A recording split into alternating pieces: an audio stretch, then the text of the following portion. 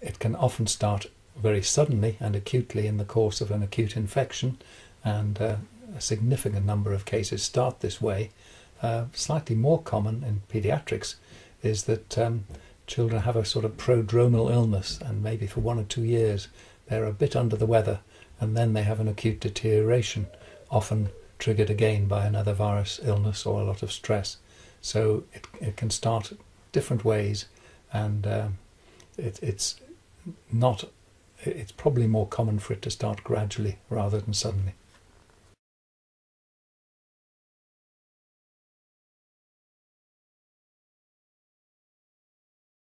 Well, some of the very severe cases present acutely and remain very severe and can be very, very slow to improve and can be affected for many years.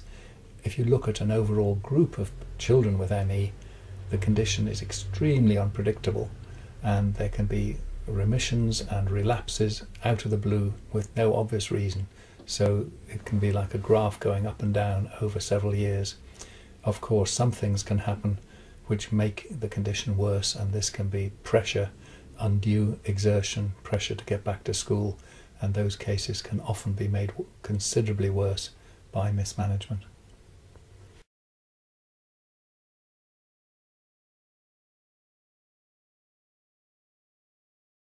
Firstly, we have to admit we don't yet have a cure for ME. I think it's very important that doctors face up to that.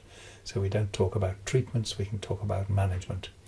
And the first law should be to do no harm, to not make the condition worse by allowing the patient or pressurizing the patient to do too much. My motto to patients is always take 2 steps backwards before you take 1 step forward, because the natural tendency is always to do too much in the early stages.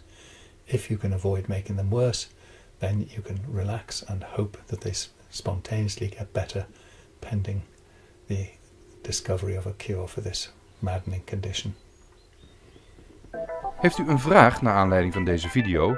Reageer op YouTube of tweet naar @me-cvs Vereniging of mail naar wvp@me-cvsvereniging.nl. De beste vragen worden in een volgende video behandeld.